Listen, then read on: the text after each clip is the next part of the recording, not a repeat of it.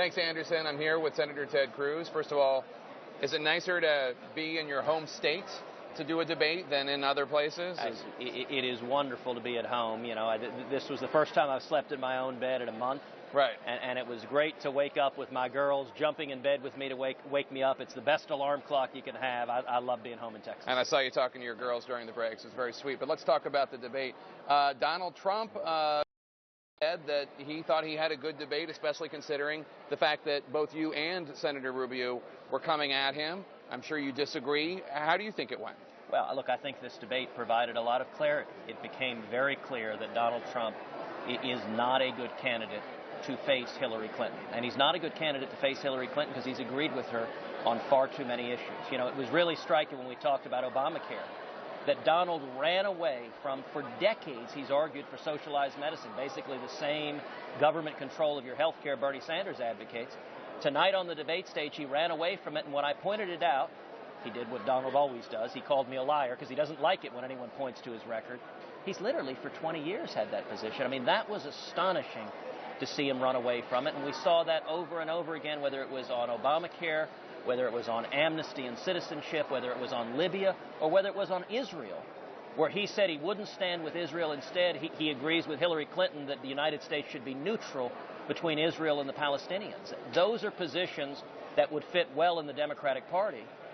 But I think if he's our nominee, in all likelihood, Hillary wins. That's a very bad outcome for the country. He also, as you say, he called you a liar. He also called you a basket case at one point, I think.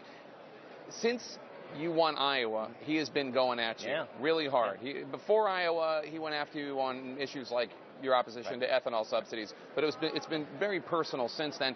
And since then, you have come in third 3 times in a row and lost evangelical voters in the 2 other states other than Iowa where they are a sizable population in the Republican electorate, South Carolina and Nevada. Are you afraid at all that his branding powers are sticking on you? Jake, we're going to have a very strong Super Tuesday in 5 days. Here in the state of Texas, I was really honored this week to be endorsed by the governor of Texas, Greg Abbott, an incredibly strong governor, a dear friend, and our support across Super Tuesday. There's a reason Donald is attacking so hard, because he recognizes I'm the only candidate in this field that can beat him. Well, because you won Iowa. I mean, that's probably I'm the only candidate that has beaten him, and I'm the only candidate. You look at, for example, right now in Texas, I've got a large lead in my home state of Texas.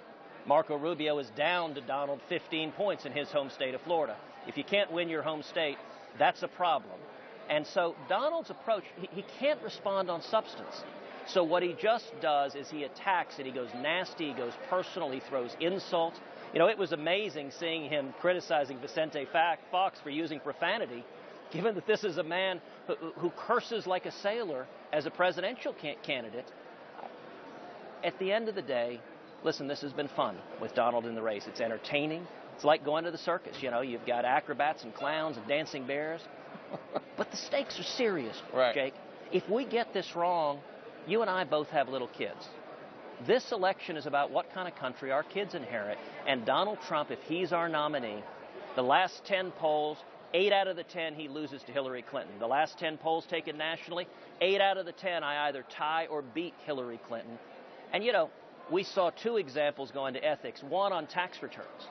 The fact that Donald refuses to hand over his tax returns, and by the way, his excuse is, I'm being audited. That especially means he ought to hand them over, because if the audits are going to show that he committed tax frauds, we ought to know this in the primary and not let Hillary Clinton and the media go to town on him in the general.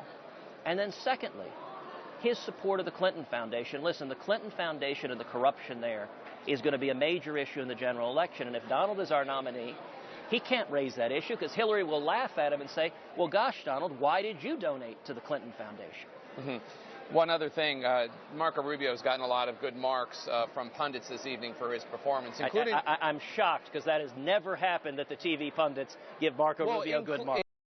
By some of your supporters, such as Glenn Beck, who obviously is a very strong supporter of yours, but has tweeted that he thought Marco Rubio had a good debate performance. Bob Vanderplaat's another supporter of yours. What did you think of Marco Rubio's performance? Listen, I actually agree Marco did a good job tonight. He did something tonight that he's never done, which is he actually, for the first time, took on Donald Trump, and I'm glad he did. Listen, Marco is not my enemy.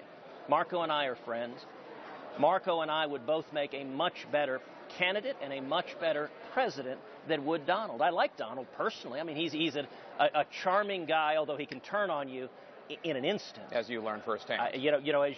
One minute he says he's my friend, he's terrific, I love him, and then he comes back and starts hurtling personal insults at you. So, I think it depends on what side of bed he woke up, or actually what it really depends on is his poll numbers. If they're up, he's really happy.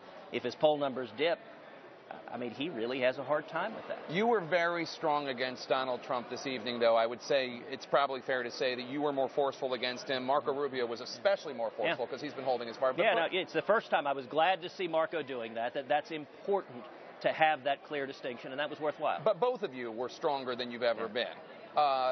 And I think one of the questions that a lot of Republicans might have, people who don't want Trump to have the nomination, is why wait until the 10th debate to draw these distinctions? Why not earlier? Well, let's be clear. I've been drawing distinction with Donald for weeks, if not months, taking him on directly, while the rest of the field has been unwilling to do so. The only one else in the field who was willing to take on Donald was Jeb Bush.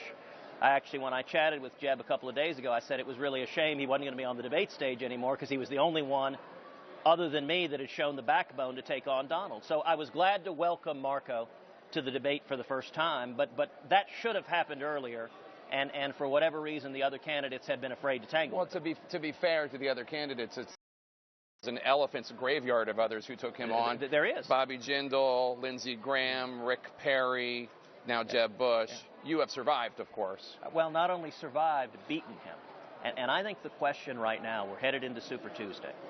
If folks at home, if you're one of the 65% of Republicans that thinks Donald Trump is the wrong candidate to face Hillary Clinton, Super Tuesday is the best opportunity to stop that. The only candidate who's ever beaten Donald Trump or who is in a position to do so in Super Tuesday is us. And so I would encourage everyone who doesn't want to see Donald as the nominee, stand with us. If you vote for someone else, that's what Donald wants, is he wants those votes splintered. If conservatives continue uniting behind us, we will have a very strong day on Super Tuesday. We will beat Donald Trump for the nomination, and we'll go on to beat Hillary Clinton or Bernie Sanders or whatever socialist the Democrats nominate. All right, Senator. We'll see you out there on the campaign trail. Thanks so much for your time. Anderson.